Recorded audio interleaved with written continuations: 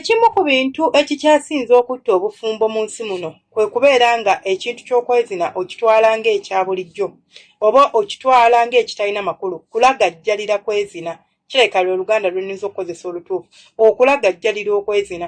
Buli bw'obeera mu kwezina oba buli bw'obeera nga ggwe ekigambo kwezina eri omwagalwawo oba eri munno, okitwala nga ekya bulijjo, okitwala nga ekitalina makulu, okitwala nga ekintu ky'osobola okumala ewiiki nga tokola, omwezi nga tokola, ogenda tuuka ekiseera kimale nno n'omwaka.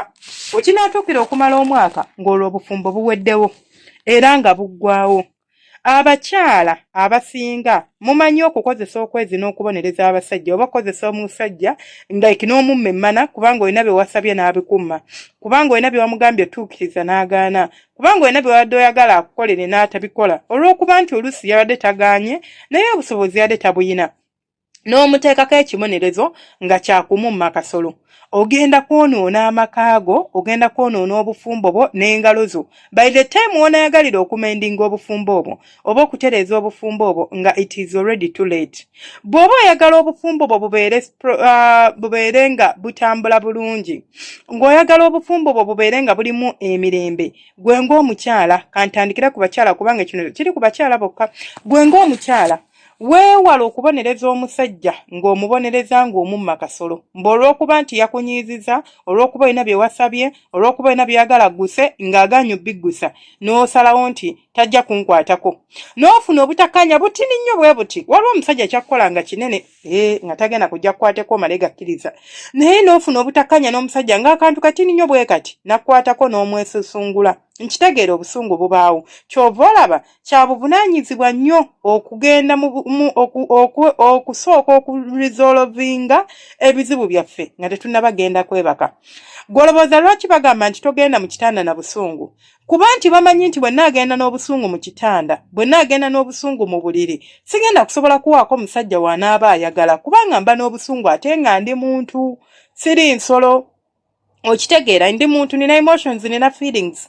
Njawulira obusungu, njawulira bubi, ŋŋaana okubeera nga mmuwaako, naye ng'ate nandibadde sigaana, but ekiŋŋaanisa oba ekindeetera okuba nga simuwaako nina obusungu gy'ali. So weewale kyonna ky'osobola okwewala, kola kyonna ky'osobola okukola, nti bwe mba nfunyemu obutakkaanya n'omusajja nja mmusaba mugambe ow'omukwano mbadde nsaba tutuule twogere ku nsonga eno nga tetunnabagenda kwebaka. In fact kifuule kintu ekimu ku bintu ebifuga amaka gammwe, tinze sigenda mu buliri nga nina obusungu. Bwe mba nnyiize, bwe mba nga mpulira nfunyemu obutakkaanya, nja kwetwala oba nja kutuula n'omusajja wange twogerezeganye tutegeere embeera engeri gye tugenda okugiyitamu.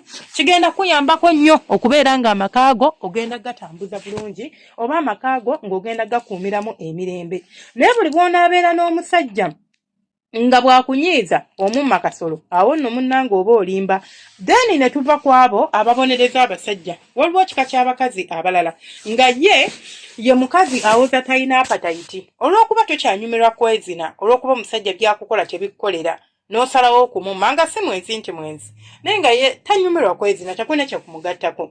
Kati n'atuuka ekiseera nga atuusa mukolo okuwaako, so n'atandika mpola mpola, sirina apatayiti, omutwe gunnuma. Olinza okuba nga kituufu toyina apatayiti olwa family planning, olwa stress, olw'ebizibu ebiteebereka, naye ekyokuba nga toyina apatayiti tekirina ekikwataganira na kumma musajja kasolo.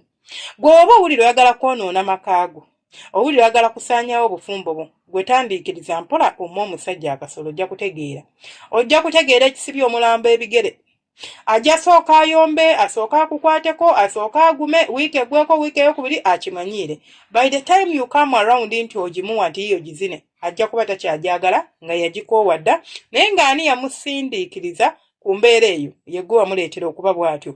Weewale nnyo nga gye nkomezza okubeera nga ogamba omwami wo nti toyina apatayiti. Kya buvunaanyizibwa bwo ng'omukyala nti wemba sirina apatayiti kannoonye eddagala. Ye leero ngana nabbaayo ne ka home remedy akapatayiti mu abakyala, kannoonye eddagala lya apatayiti. Omusajja njimuwe njimukeese, naye gwe bw'onaabeera awo kwegamba n'ogenda mu buliri omusajja n'atakwatako n'enkya ne luli oba nakwatako n'omugamba ndi okke, leki siri okke, omutwe gunnuma, simanya mundira munnuma, omugongo gunnuma, simanya wano wannuma, n'akuleka naawe n'okitwala bw'otyo nti kiri okke. Munnange obufumbo olwo bugenda. obufumbo olwo bugenda ezimu ku mpagi ezikyasinza okunyweza obufumbo kwezina. Kyova olaba omukazi asobola okuba nga munafu nga mukyafu, omusajja n'akuleetera omukozi anaakola emirimu egyo, wabula gwe n'osobola okumusaavinga mu buliri kubanga okisobola ekyo akigumiikiriza ng'oli munafu. Akimanyi mukazi wange munafu ye mukazi gwe asobola okwoza engoye n'azisuulaawo n'agamba omanyi kino tusobola kisolovinga tutya kuleeta mukozi. Naye ate wolubi tosobola solovinga kati bw'onnyima akasolo solution eba yakunoonya muntu mulala wa kampa. Omulala bw'anaakampa golobooza yagenda kunyumirwa okubeera side kick nti yabeerawo nga njujulizawo bunjujuliza nga substitute naye ajja kwagala okutwala okuwamba obuyinza. Wanaawamba obuyinza ng'afuuka main chick nga gwe bakanyuga ebbali. Si bwe guli? Omusajja buli bw'omumma oba buli bw'otandika okumubuulira ebyo by'excuse byo nti omutwe gunnuma, abamu mutuuka n'ekuusa kati waliwo abakazi nga mmwe mwatuuka omusajja n'omusalira ekiyungu.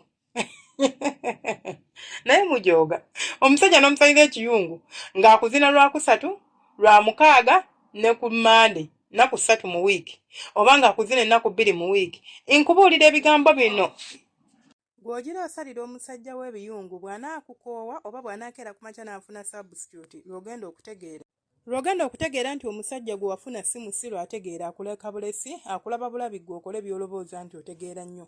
Mwewale ebintu ebisobola okubaleetera ebizibu naddala nga muli mu bufumbo. Weewale okubeera nti gwe muntu asobola okukwata bbaawo n'omuteeka ku mukaligo kubanga oyagala kulaga buyinza, oyagala kulaga nti nze we mba nsabye ekintu ne kitakolebwa mba ngenda kukola bwenti ne bwenti. Nkukakasa amaka ago gajja kusaanawo, amaka ago gajja kuggwaawo kubanga omusajja ye muntu ayima buli lunaku. Omusajja ye muntu asobola okuzina emmana buli lunaku ate nga kiri very normal tekiriko yadde obuzibu bwonna. Naye gwe woba olina omusajja wo ng'asobola okwebaka n'afuluuta ne weebaka ne bukya n'enkya ne luuli wiiki emu wiiki 2, something is wrong. Waliwo omuntu yaŋŋambako ekintu ekyedda namugamba lwakapo gye nali mugambako ne mugamba nti gundi yaŋŋambye nti asobola okubeera ne bbaawe okumala omwezi ng'ate asuula ng'ali bwerere omusajja n'atamukwatako. Nakigamba omusajja n'aseka n'agamba ogambye eki? Namugamba ye yangaye mbu basobola okwebaka okumala omwezi nga tebeezina mbu era bo bali fine bali nomo. Yes, waliwo amaka agali fine era agali nomo which I believe singa ebeera arranged setting nti ekintu kino twakikaanyaako ffe tuli okke nakyo kubanga waliwo n'abantu abali mu sexless marriages nga tebeezina naye nga bali fine nakyo era nti bakirinaako buzibu beesanga nga bonna libidozi ziri wansi. Naye waliwo abali mu mbeera eyo nga embeera ye yabakaka okuba nga mutuuka mu mbeera eyo. Mwewale ebintu ebigenda obbattira amaka. Ngenda kudda nga njogera ku basajja gwe olabe engeri gy'osobola okusindiikiriza mukazi wo okwenda. Omanyi mulowooza nti ffe tetulina bwagazi era tetulina libido. Kale omukama abanjagalira abankuumire temujjanga okwo mikwano gyange emirungi. Mwebale kubeerako, mwebale kusubscribinga, kulaikinga n'okukomentinga, abasharinga mukola kyettendo. Omukama abansasulire musera.